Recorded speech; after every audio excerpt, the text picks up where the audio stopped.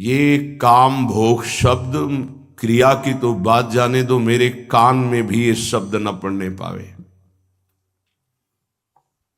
ये बात ध्यान दीजिए।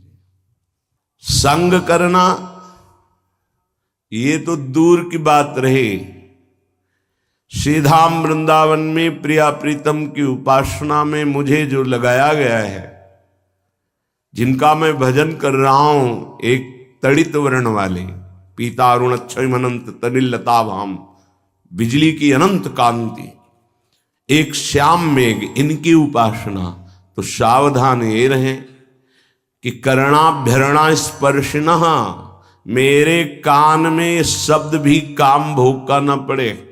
क्रिया और संग मात्रादिहस्ता, संग आदि अन्य चेष्टाएं ये तो दूर की बात रही, मेरे कान में भी काम शब्द न पड़े, क्योंकि सुनने मात्र से ही ये भय उपस्थित कर देता है। कुछ ही दिन की बात है, वो स्मार्ट मोबाइल के कारण उन्होंने अपने शरीर को पूरा कर दिया। साधक थे,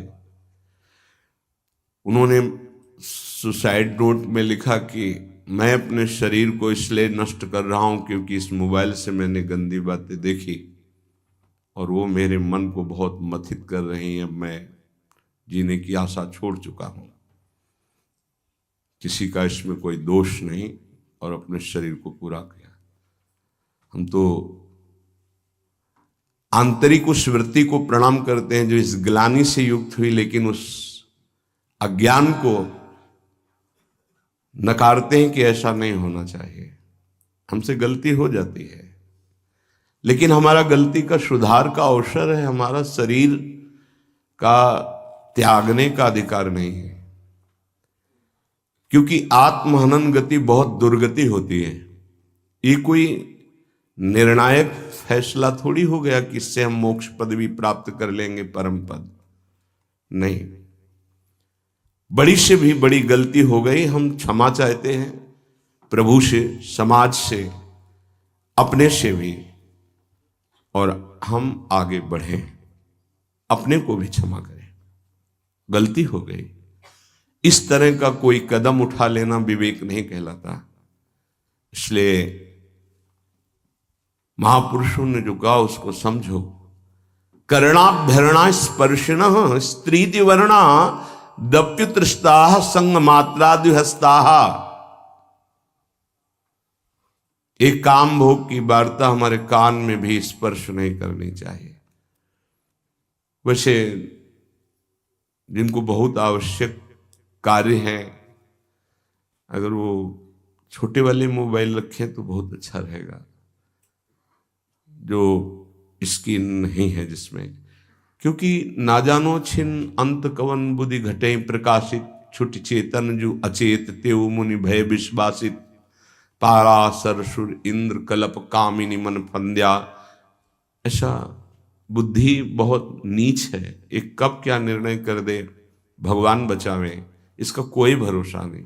ये सबसे बड़े दगाबाज दो अंदर बैठे हैं, मन और बुद्धि, इन पर कभी विश्वास न करे। बहुत नीच है ये, बहुत नीच है ये। जब तक ये भजन करके भगवत प्राप्ति नहीं कर लेते, तब तक इनका विश्वास करना मानो अपने आप को नष्ट करना है। ना अपने मन पर विश्वास, ना अपनी बुद्धि पर विश्वास। छाती जलती रहती है, हृदय रोता रहता है, परमार्थ का पथिक लड़खड़ा के ऐसे गड्ढे पे गिरता है, उठना मुश्किल होता है। क्या जीवन का नाश कर देना किसी समस्या का समाधान हो सकता है क्या? नहीं। चलने वाला ही गिरता है, लड़ने वाला ही हारता है, इसलिए हारने वाला ही एक दिन विजेता बनता है। देखो, ये संसारी पुरुष नहीं जानते, हाय ऐसा हो गया। आप तो दिन भर रात दिन उसी विषय में पड़े हो। कोई साधक यदि साधन मार्ग में चल रहा है, थोड़ा फिसल गया, थोड़ा चूक हो गई, तो हाय कहने की जरूरत नहीं, उसको ढांढस बंधाने की जरूरत है, धैर्य बनाने। कोई बात नहीं, आप आगे बढ़े, कुछ नहीं हुआ, ठीक है, सब ठीक हो जाएगा। ये यात्रा है, बहुत भूल भुलैया की यात्रा है, बहुत फिसलन है माया की, इसलिए एक दूसरे को सहयोग करके निकलना है। जब तक भगवत साक्षात्कार न हो जाए साधक को एकांत कमरे में अकेले नहीं रहना चाहिए, समुदाय में रहना चाहिए। साधु समुदाय, कलौ संघो शक्ति। समुदाय से क्या होता है कि एक दूसरे की नजर है। अच्छा, हमारे अंदर कोई गलती हुई तो हम एक दूसरे साधक से निवेदन कर सकते हैं, वो हमको समझा सकता है। अकेले में जो चिंतन फंसा वो फंस गया, और वो चिंतन ना निकल पाया। वैसे सबसे प्रार्थना है, हर समस्या का समाधान है, हर पाप का प्रायश्चित है, हर गलती के सुधारने का अवसर। कोई ऐसी गलती नहीं जिसका सुधार न हो। कभी किसी से ऐसी गलती हो जाए तो आप अंदर जलिएगा मत, गुरुजनों से शेयर कीजिएगा। जो अपने गुरुजन हैं उनके सामने बात रखिएगा कि मेरे से गलती हो गई। अब अपने मन को खाली कर दीजिएगा। आपसे सही कहते हैं, हमारे प्रभु इतने करुणा में क्षमा करते हैं। अगर वो क्षमा न करे तो भगवत प्राप्ति किसी को ना हो। आप लोग नहीं समझते हैं, किसी की भी जीवनी जो है वो शुक्ल पक्ष की लिखी जाती है। इसीलिए बड़े बड़े महापुरुष जब प्रभु के सामने विनय करते हैं तो मोशम कौन कुटिल खल कामी, जिन मुको तन दियो ताको न भजन कियो, ऐसो नोन हरामी। सूरदास जी महाराज, गोस्वामी तुलसीदास जी, जो मैं अपने अवगुण कहूं, बाढ़ई कथा पार नहीं लाऊं। ए भाई, अंदर की बात है, रो रो के इस मार्ग में विजय प्राप्त की जाती है। सबके हृदय को कोई ऐसा नहीं है, सबके लख बिरले पाए। बिरला कोई साधक पहचान पाता है कि हमारे अंदर ये पाप आ गया, ये दोष आ गया, ये गलती, प्रभु मेरे से गलती हो गई। सच्ची कहते हैं, अगर भगवान क्षमा ना करें तो कोई एक कदम भी परमार्थ पे नहीं चल सकता। निराश होने की जरूरत नहीं। ये नहीं देखना कि वो बहुत आगे बढ़ चुके हैं। तुमसे सच्ची कहते हैं, हृदय की बात कहते हैं। जिसे तुम बहुत आगे बढ़ा हुआ जानते हो, भगवत कृपा से केवल है, केवल भगवत। वो भगवत कृपा आपके ऊपर नहीं हो सकती क्या? क्या आप महान नहीं बन सकते हैं क्या? महान के अंश हैं, महान के पुत्र हैं, आप भी महान बन सकते हैं। गलती हो गई, त्रुटि हो गई, उसके लिए रास्ता है, प्रायश्चित है, दंड विधान है, क्षमा विधान है। लेकिन शरीर को पूरा कर देना ये कोई विवेक नहीं रहा। कभी किसी उपासक से, किसी के भी मन में कुछ भी ऐसा चल रहा हो कि वो तुम्हें जला रहा है, तुम निकल नहीं पा रहे हो, श्री जी से कहो, गुरुजनों से कहो, निकल जाओगे। अगर विवेक काम करे तो ध्यान ही मत दो उसकी तरफ, निकल जाओगे। ऐसा नहीं कि उसमें डूब जाओ, उसी चिंतन में डूब जाओ। इसीलिए हम कहते हैं, एक एकांत कमरे में रहकर साधना करता है, एक रोज सत्संग करता है, बड़ा अंतर होगा, बड़ा अंतर होगा। सत्संगी कलावान हो जाएगा।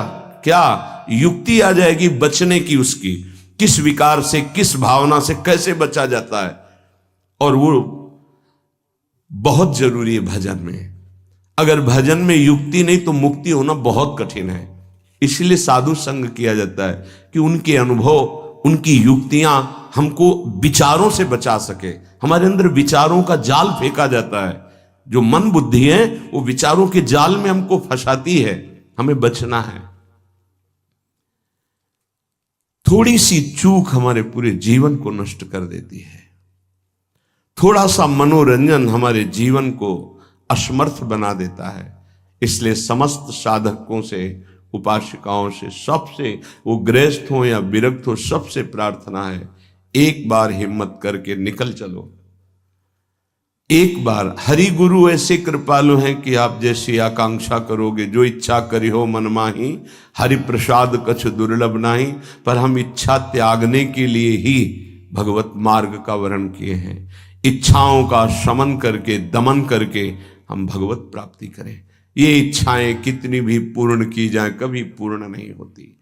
ये दुष्ट मन कभी चैन से नहीं रहने देता। ये हर समय संकल्प विकल्प बनाते हुए सब प्राणियों को अधीन किए हुए है। बड़े भाग्यशाली हैं जो इसकी चाल को पहचान गए और गुरु प्रताप से प्राप्त नाम मंत्र के बल से इसकी चाल को नष्ट कर दिया। श्रीपाद कितनी सावधानी की बात कह रहे हैं। कर्णाभ्यरणा स्पर्शिनः, मेरे कान में भी ये शब्द नहीं पड़े। हे प्रियालाल, ऐसी कृपा करो कि मेरे कान में भी काम भोग की बातें ना पड़े। और जो मोबाइल में देखेंगे फिर कैसे चल पाएंगे। इसीलिए बहुत विचारणीय विषय है, सावधान। हम हृदय से पीड़ित होकर के कह रहे हैं कि आपके पास यदि वो स्मार्ट मोबाइल है और आपकी क्षमता ऐसी नहीं कि आप अपने मन को रोक सके, तो कृपया आप मोबाइल को चेंज कर लें, बदल लें। आपको आवश्यक है छोटा वाला रख लें, बड़ा वाला पारिवारिक जनों को दे दें या हटा दें।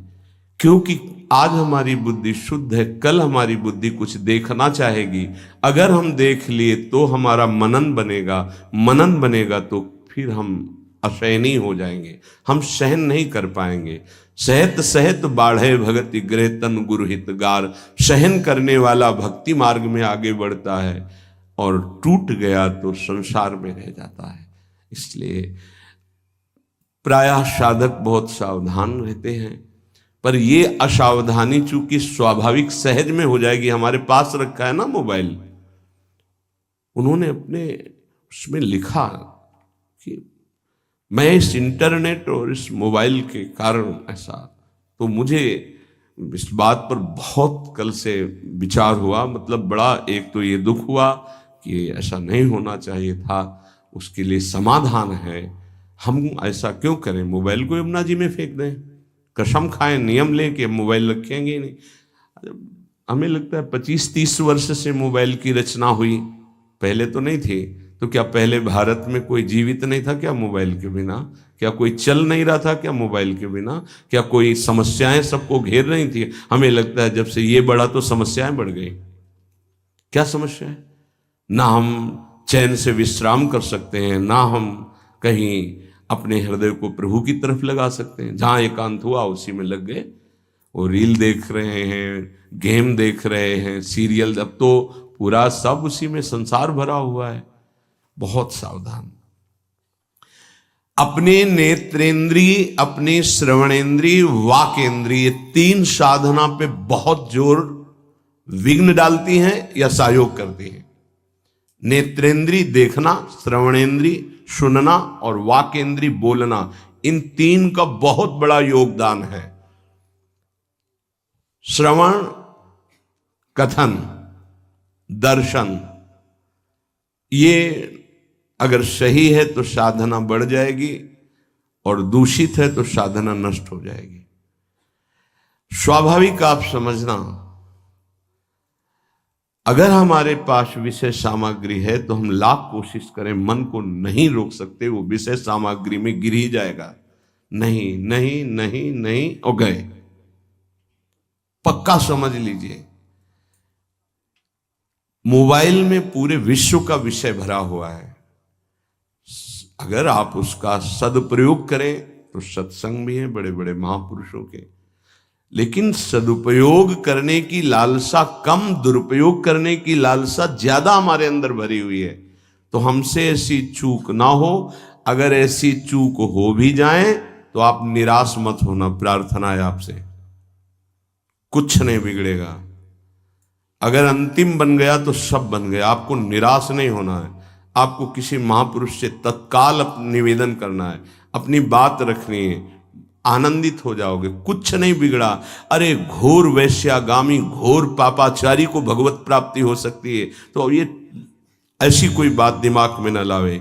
भगवान के वचन है, अपिचेत सुदुराचारो भजते माम अनन्य भाग साधुरिव समंतव्या सम्यक व्यवसिता। ऐसा सुदुराचारी माने सांगोपांग दुराचार करने वाला।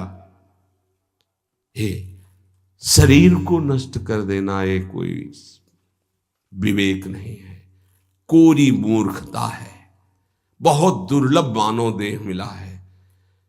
अगर हमसे गलती हो जाती है तो हमारे प्रभु बहुत करुणामय है, वो क्षमा कर देंगे। लेकिन ये गलती, ये तो हमारे लिए क्षमा की कोई स्थान ही नहीं रह गया, कोई प्रार्थना ही नहीं रह गई। बिल्कुल कभी कोई निराश ना हो, किसी भी विषय में फंसा हो, किसी भी दोष में फंसा हो, किसी भी नाना प्रकार के प्रापंचिक प्रवृत्तियों में फंसा हो, घबराना नहीं, निराश मत होना। एक मार्ग है, अभी अवसर है, आप भगवत प्राप्ति कर सकते हैं, बिल्कुल प्रसन्न हो जाना। अगर आपको ऐसा कहीं आसपास कोई संत महात्मा, तो उनके समीप जाना, जो सुलझे हुए हों उनसे अपनी बात कहना, वो आपको संभाल लेंगे। या ऐसा ना हो तो प्रभु के श्री विग्रह के सामने रोना, वो संभाल लेंगे पक्का। ये काम जब राग से उत्पन्न होता है तो ये केवल पाप ही कराएगा। भगवान महासनो महापापमा, ये महापापी काम पापात्मा है, ये उसे पापात्मा बना देता है जिसके हृदय पर अपना अधिकार कर। महासनो कभी तृप्त होने वाला नहीं है। अगर इसकी पूर्ति न हो तो विद्धेनमी वैरिणम, ये क्रोध रूप धारण कर लेता है, दुश्मन की तरह बर्ताव हो जाता है। देखो कितना बड़ा दुश्मन, साधना छूटी, जीवन छूटा, अब क्या परिणाम ठाकुर जी जाने। ये महान दुश्मन कामेश क्रोधेश रजोगुण समुद्भवा, इसकी व्याख्या पीछे हो चुकी है। उपासक की पहली दशा में जैसे अग्नि के ऊपर धुआं छा जाए, ऐसे जब काम जागृत होता है तो उसको पता है कि गलत है, नहीं करना चाहिए, पर वो धुआं जैसे फूंक लगे तो अग्नि प्रज्वलित हो जाए, ऐसे अगर पहली अवस्था में विवेक काम कर गया तो बचा ले जाएगा अपने को। दूसरी अवस्था आती है, शीशे पे जैसे मल का लेप हो जाए तो अपना प्रतिबिंब नहीं दिखाई देता, ऐसे उसको ये समझ में ही नहीं आता कि मुझे ये नहीं करना चाहिए। बार बार राग कहेगा इसमें सुख है, सुख है, अगर वो कोशिश करे तो हट सकता है, तीसरे में नहीं। तीसरा है जैसे जेर से ढका हुआ गर्भ, निर्णय करने की शक्ति ही खत्म हो जाती है। आवृतम ज्ञानमेतेनो ज्ञानिनो नित्य वैरिणा काम रूपेण कौन्ते दुष्पूरेणा नलेन च। हे कुंती नंदन, ये अग्नि के समान कभी तृप्त ना होने वाला काम, ये ज्ञानियों का नित्य दुश्मन है, ये नित्य बैरी है, ये ज्ञान को ढक करके नष्ट कर देता है पक्का। कभी हंसी मजाक, खेल कूद, मनोरंजन विपरीत आकर्षण वालों से ना करें, प्रार्थना है। हंसी हंसी में, खेल खेल में ऐसी गलती हो जाती है कि फिर मन जलता रहता है, फिर मन अधीन हो जाता है। जो हमको चिंतन करके भगवदानंद में डूबना था, वो विषयानंद का चिंतन हो जाता है। कह रहे आवृतम ज्ञान में तेन, ये ज्ञान को ढक लेता है। ज्ञानिनो नित्य वैरिणा, ये ज्ञानियों का भी नित्य वैरी है। ये दुष्पूरेणा, ये कभी पूरित नहीं होता, चाहे जितना इसको भोग देते रहो। अनलेन च, जैसे अग्नि, घी डालते रहो, कभी शांत नहीं होती। अब पता चल गया कि बैरी कौन है, बोले काम तो रहता कहां है। अगर किसी को दुश्मन का पता चल जाए, ठिकाना रहने का, तो आक्रमण किया जा सकता है। तो दुश्मन पता चला, ज्ञानियों का नित्य बैरी काम। काम की पूर्ति में बाधा लगी तो क्रोध, काम की पूर्ति हो गई तो लोभ, तृष्णा, और भोगूं और भोगूं, बार बार भोगूं। मुखिया है आवागमन का, जन्म मरण का मुखिया है काम। ये रहता कहां है, अगर पता चल जाए तो आक्रमण करने में समर्थ हो सकता है साधक। कहां रहता है, भगवान इसका निवास स्थान बताते हैं कि ये काम रहता कहां है।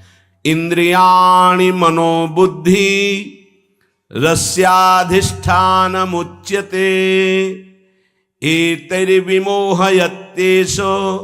ज्ञानमावृत्य देहिनम। इंद्रियां मन, बुद्धि, ये आफिसें हैं इसकी, यहां बैठता है। इंद्रियाणि मनोबुद्धि रस्याधिष्ठान मुच्यते, इसकी ऑफिस है, काम की ऑफिस। इंद्रियां, मन, बुद्धि, ये काम इंद्रियां मन बुद्धि के द्वारा ज्ञान को ढक देता है और गलती हो जाती है। इतनी जल्दी बुद्धि को कवर करता है काम, विचार करने की सामर्थ्य नहीं रह जाती उपासक में। विषयी पुरुषों की तो यहां चर्चा नहीं, वो तो गिरे हुए हैं, गिरा हुआ क्या गिरेगा, साधक की बात हो रही। इतनी जल्दी आक्रमण करता है कि जल्दी बोलने में देर लगी, उसको कवर करने में देर नहीं लगती। तत्काल वो बुद्धि को कवर करके, ज्ञान रहित करके अपना चिंतन, अपनी चेष्टा, ज्ञान को ढककर देह भाव वाले पुरुष को ये मोहित करके भ्रष्ट कर देते हैं। देह भाव, मैं पुरुष मैं स्त्री, जब तक ये भाव है तब तक बहुत सावधान। इंद्रियाण मनोबुद्धि रस्याधिष्ठान मुच्यते, ये ऑफिस है, लेकिन घर अभी नहीं बताया गया। सही माने में काम का वास अहम में है, देहाभिमान में। इसमें भगवान ने जो वर्णन किया, एतरि विमोहयत्येष ज्ञानमावृत देहिनम, देहिनम देह भाव, देह भाव अहम भाव। मुख्य इसका निवास स्थान अहम भाव में, मैं पुरुष हूं, मैं स्त्री हूं, मैं शरीर हूं, ये जो भाव है अंतःकरण में, मन बुद्धि चित्त अहंकार, इसका घर है अहंकार। ऑफिस है इंद्रियां मन और बुद्धि। ये अहंकार की गुफा में छुपकर बैठ करके प्रहार करता है, मन और इंद्रियों को अधीन करके भोगों में हर प्राणी को फंसाए हुए है, चाहे वो चिड़िया हो, चींटी हो, मनुष्य हो, पशु पक्षी, कोई भी 84 लाख योनियों में एक छत्र इसका राज्य है। वही बचते हैं जो भगवान के आश्रित और भगवत शास्त्र की, गुरुजनों की अक्षरशः आज्ञा का पालन करते हैं। जहां इतनी सी भी हम गुरु आज्ञा शास्त्र के विरुद्ध हुए, वहीं हम फंस गए, वहीं क्लेशित हुए, वहीं अशांत हुए, वहीं रास्ता रुकेगा। पक्की बात समझ लीजिए, एक शब्द भी हमें अपनी नहीं लगानी बुद्धि से, क्योंकि उसी बुद्धि मन में वो बैठा हुआ है, जो वैरी बैठा हुआ वो उसी में बैठा हुआ, वो न्याय कैसे करेगा। किसी भी पदार्थ को जब देखते हैं तो इंद्रियों में कामना पैदा होती, इंद्रियों में जब इंद्रियों में कामना पैदा, पदार्थ वस्तु व्यक्ति स्थान पहले देखना ही होता है या सुनना होता है, तभी कामना पैदा होती, सुन के या देख के। इंद्रियों में कामना पैदा होती है, इंद्रियां तत्काल मन को अधीन करती है, तो मन वो अपनी कामना में युक्त हो जाता है, जो इंद्रिय कामना की। और मन ने बुद्धि को इतनी जल्दी पकड़ में लिया कि उसको विचार करने का अवसर न मिले, और देहाभिमानी जीव ये मान बैठा कि मैं भोगता हूं, मैं भोगूंगा, मैं देखूंगा, मैं सूंघूंगा, मैं छूंगा, मैं खाऊंगा। मरा, ये है बार बार हमको मारा जा रहा है, बार बार हमको परास्त किया जा रहा है, और हम खुशी होते हैं कि हम भोगता हैं, बहुत भोग रहे हैं। पदार्थों में, विषयों में, इंद्रियों में, मन में, बुद्धि में काम की ऑफिस माने गए, लेकिन इसके रहने का स्थान अहम है, अहंकार, अहम। ये दिखता है इन स्थानों पे, पर छुप के रहता है अहंकार में, अंतःकरण धर्म में जो अहंकार है, बुद्धि मन चित्त अहंकार, उस अहंकार में रहता है। समस्त क्रियाएं शरीर इंद्रियां मन और बुद्धि से होती हैं, ये चारों कर्म करने के साधन हैं। इनमें काम दिखाई देता है पर रहता अहम में है, इसीलिए मारना बड़ा मुश्किल हो जाता है। ध्यान दीजिए, हम इंद्रियों को, मन को, बुद्धि को तभी पवित्र रह सकते हैं जब हमारा अहम परिवर्तन हो। बड़ा खेल टेढ़ा है। देह भाव जब तक है तब तक काम उसमें बैठा हुआ है, और हमारे अहम में ही बैठा हुआ छुपा, इसीलिए हम मार नहीं सकते। जब हम हटे तब घर में दिखाई देगा कि अहम के घर में काम बैठा है। हटे कहां? इस अहम को जब प्रभु के चरणों में, गुरुदेव के चरणों में दिया। बहुत नीच है मन, बहुत नीच है। एक नहीं सुनता शास्त्र की बात, गुरु की बात, मनमानी कर बैठता है, फिर पश्चाताप करता है, फिर जलता रहता है, फिर रोता रहता है, फिर अवसर आता है, फिर वही करता है, बार बार क्यों कर पा। और वो सोचता है किसको मारूं, भोजन न पाऊं, पानी न पीऊं, अपने को पीटूं, क्या करूं। ये साधक की बातें हैं। क्या करूं? अब वो सुरक्षित बैठा है, आसन लगाए अहम में। अब आप बाहरी है, दंड देते रहो, पानी न दो, भोजन न दो, आप मानो कुछ नहीं होना उसको। वो ऐसी जगह बैठा है अहम में, अवसर आते फिर क्या, फिर वो क्लेशित होता है। अब क्या करूं, क्या करूं, कौन, अच्छा 4 दिन उपवास कर लेता हूं। तो उपवास किया तो प्राण शुष्क हुए, लेकिन वो अहम में बैठा है। ये बहुत समझने का विषय। ये मरेगा अहम त्याग से। अहंकार, देहाभिमान जब गलित होगा तभी ये काम नष्ट होता है। अहम जड़ चेतन की ग्रंथि में बैठा हुआ है। यद्यपि मृषा जड़ चेतन की कभी ग्रंथि हुई नहीं, फिर भी छूटती कठिनाई। क्या? मैं पुरुष। जब तक मैं पुरुष हूं तब तक काम है, जब तक मैं स्त्री हूं तब तक काम है। जब ये अहम प्रभु के चरणों में समर्पित हो जाता है या धर्म में समर्पित हो जाता है, तभी वहां से काम हटता है। काम शून्य अहम ब्रह्म स्वरूप है। जो मैं, वो ब्रह्म स्वरूप है। और काम युक्त अहम, देहाभिमान, यही दुर्गति का कारण है। ये केवल मैंपन में बैठा हुआ है। मैं अमुक हूं, अमुक वर्ण का, अमुक आश्रम का, अमुक अमुक, इसी पे काम बैठा हुआ है।